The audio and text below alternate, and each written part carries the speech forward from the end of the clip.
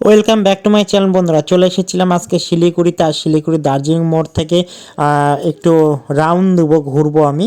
তো এখানে আমি একটা টোটো ভাড়া করে নিয়েছি, আর টোটোর মধ্যে থেকে আমি এখন তোমাদেরকে রাউন্ড দেবো আর দেখাবো।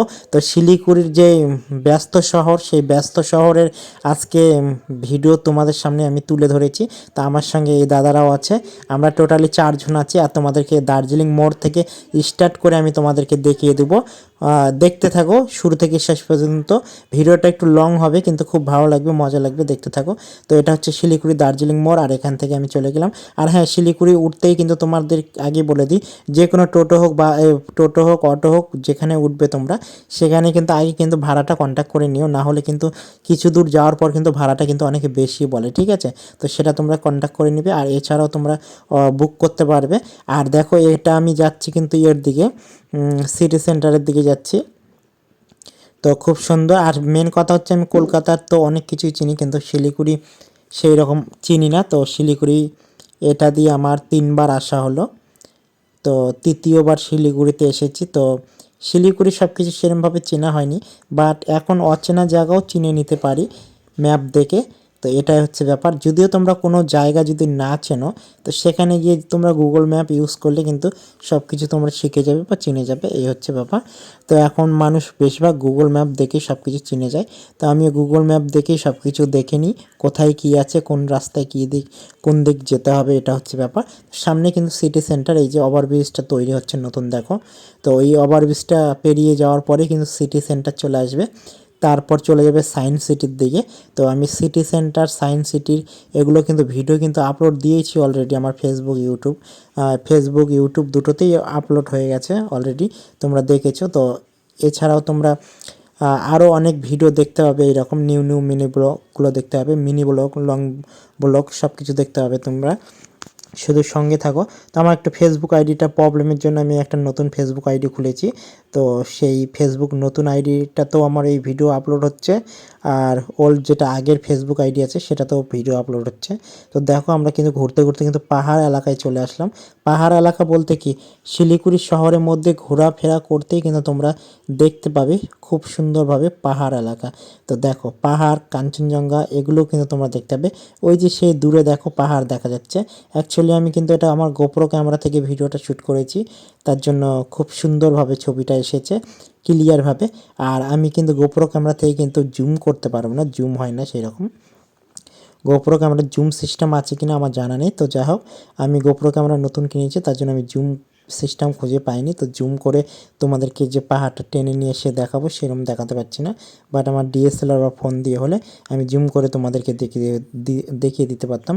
কিন্তু একটা কথা কি, এই গোপ্রো ক্যামেরার যে পুরোটা ক্যাপচার করে নেয়, এটা কিন্তু ডিএসএলআর ক্যামেরা বা মোবাইল থেকে কিন্তু পুরোটা ক্যাপচার হয় না, ঠিক আছে? কিছু ভিডিও কাট পড়ে যায়। আর এগুলো কিন্তু যতগুলো দেখতে পাচ্ছি সব চা বাগান, কিন্তু খুব সুন্দর লাগছে দেখতে। দেখো, চা বাগানগুলো দেখতে দারুণ অসাম একবারে। তো শিলিগুড়ি ঘুরতে কে কে পছন্দ করো অবশ্যই কমেন্ট করো। আর দেখতে চাই শিলিগুড়িতে কে কে ঘুরতে এসেছো। বাট আমাদের শিলিগুড়ি কিন্তু একটা খুব সুন্দর ঘোরার জায়গা। শিলিগুড়ি থেকে স্টার্ট হয় আমাদের গ্যাংটক, দার্জিলিং, মিরিক পাহাড়, সব কিছু, তাই না? তো কোচবিহারের দিকেও চলে যায়, রাজবাড়ি আছে কোচবিহার। এরপর এবার কোচবিহার রাজবাড়ি ঘুরতে যাব, তোমাদেরকে দেখাবো। তো শিলিগুড়ির জায়গাগুলো খুব সুন্দর লাগছে দেখতে কিন্তু। আর এই যে পাহাড় এলাকা খুব সুন্দর লাগে দেখতে। আর এখন শীতকাল পড়ে গেছে, ঠান্ডা, ডিসেম্বর মাস চলছে, এখন কিন্তু প্রচুর কিন্তু ট্যুরিস্টরা ঘুরতে আসবে এই জায়গাগুলোতে। তো এখন বিভিন্ন বিভিন্ন জায়গা, বিভিন্ন বিভিন্ন রাজ্য থেকে বা দেশের বাইরে থেকেও কিন্তু ঘুরতে আসে এখানে। তো এখানে নেপালি এলাকা খুব সুন্দর লাগে, সব দিকে নেপালি দেখা যায়, খুব সুন্দর। আর এই দেখো, চা বাগানগুলো খুব সুন্দর লাগছে দেখতে কিন্তু, সব দিকে চা বাগান দেখো। ধান ক্ষেত সেরম নেই কিন্তু, সব খালি চা বাগান দেখো, বেশিরভাগ চা বাগান। এইদিকে সবাই চা বাগানই বেশি ইয়ে করে। তো সেই পাহাড়, সেই চা বাগানের রাস্তা থেকে বের হয়ে এসে এবার কিন্তু সেই মেন রোডের দিকে চলে আসলাম আমরা। আর আমি এখন ঘুরতে ঘুরতে রাউন্ড দিয়ে যাব, আমি কিংডম পার্কে চলে যাব। তো দেখো, খুব সুন্দর লাগছে জায়গাগুলো দেখতে কিন্তু, দারুণ অসাম একবারে। আর তোমরা কে কে এই জায়গাগুলো দেখেছো বা কে কে এই জায়গাগুলোতে এসেছো অবশ্যই কমেন্ট করো। আর আমার এই ব্লগ ভিডিওগুলো কেমন লাগছে অবশ্যই কিন্তু বেশি বেশি করে তোমরা লাইক কমেন্ট শেয়ার করে আগে বাড়িয়ে দিও বন্ধুরা। তোমাদের ভালোবাসার সাপোর্টে আরও এগিয়ে যেতে চাই। তোমাদের ভালোবাসা না পেলে কোনো কিছুই না। তো দেখো তোমাদের ভালোবাসা খুব দরকার। তো দেখো ওই যে দূরে কিন্তু পাহাড় দেখা যাচ্ছে, তোমরা দেখতে পাচ্ছ রাস্তার ওই পাড় দিয়ে। তো গাছগুলোর সামনে পড়ে গেছে তার জন্য দেখতে পাচ্ছ না, বাট রিয়ালে দেখতে আরও খুব সুন্দর লাগে। এই ভিডিওর থেকে রিয়ালে দেখতে আরও খুব সুন্দর লাগে। আর অ্যাকচুয়ালি এইরকম জার্নি করা, ট্রাভেল করা, ঘুরতে ফিরতে খুব ভালোবাসি আমি। আমার মতন কে কে ঘুরতে ভালোবাসো অবশ্যই কমেন্ট করে দিও। তো এই দেখো যাচ্ছি, এখনও শেষ হয়নি কিন্তু যেতেই আছি আমি। খুব সুন্দর লাগছে জায়গাগুলো, যা লাগছে না দারুণ একবার অসাম। আর এই শীতের দিনে কিন্তু রোদটা দারুণ ছিল একবারে, কালারটাও খুব সুন্দর এসেছে রোদ্দুরটা। আর আমি কিন্তু ভিডিও কোনো এডিটিং করি না, অরিজিনালি যেটা থাকে সেটাই দিয়ে দিই, কারণ ফিল্টার দিলে ভিডিওর কালার চেঞ্জ হয়ে যায়, ভালো লাগে না। আর ওই দেখো পাহাড়টা খুব সুন্দর লাগছে দেখতে, কিন্তু বিল্ডিংগুলো খুব সুন্দর।